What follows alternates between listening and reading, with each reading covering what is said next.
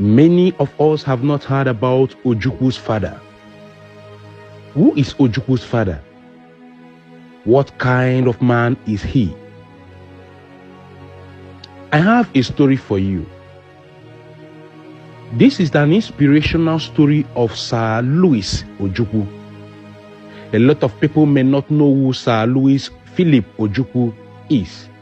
Besides, the fact that he was the father of late Biafran warlord Dim Chukwuemeka Ojukwu. But the fact is that he was one of the greatest businessmen ever produced in Africa and one of the richest.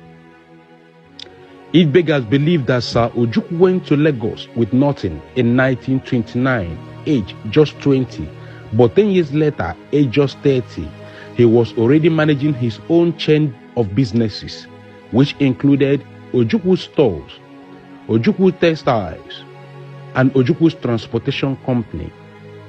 By 1950, just Ojukwu's Transportation Company had over 200 trucks in its fleet.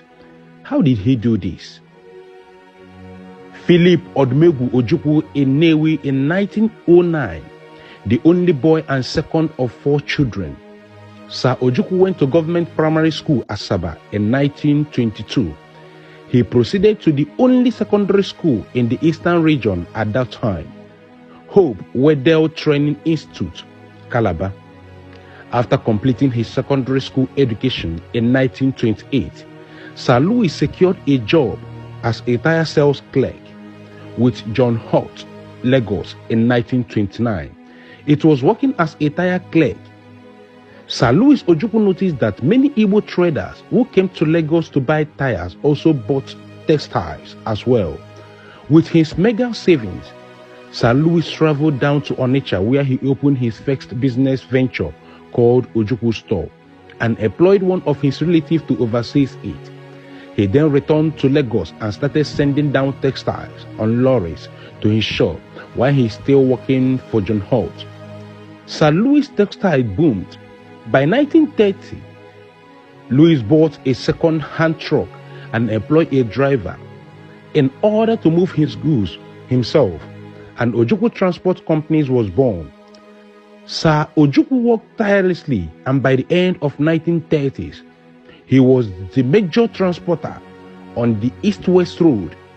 In 1939, on the outbreak of war, the British government requested the use of Sir Ojukwu's fleet of trucks for the war effort, which he agreed.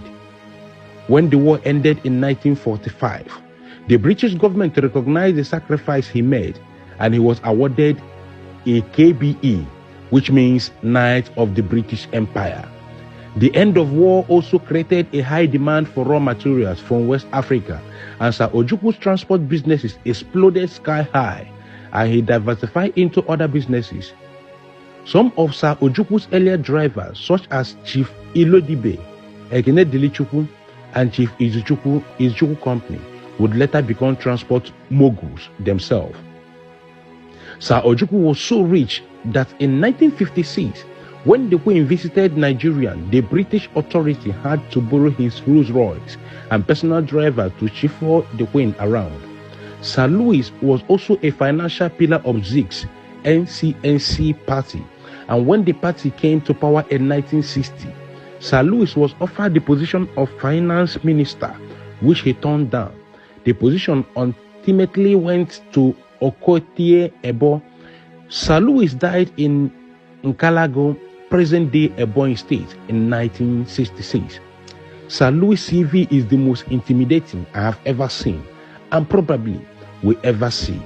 He was the first president of Nigerian Stock Exchange, President African Continental Bank, Chairman Nigeria Cement Company, CEO Ojukwu's Transport Company, Chairman Nigeria National Shipping Line, Chairman Line of African Insurance Company, Chairman Bisco Nigeria Limited, Chairman, Vice President, Lagos Chamber of Commerce, Chairman, Palm Line Shipping Company, Chairman, Nigerian Produce Marketing Board, Chairman, Eastern Nigerian Development Corporation, Chairman, Costain West Africa, Director, Shell D, Arc Petroleum, Director, Thomas Wait and Son, Director, Nigerian Coal Corporation, Director, Guinness Nigerian Limited, Director, Nigerian Tobacco Company, Director, Daily Times of Nigeria.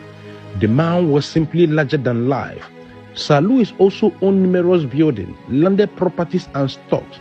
It is estimated that as at that time, he died in 1966.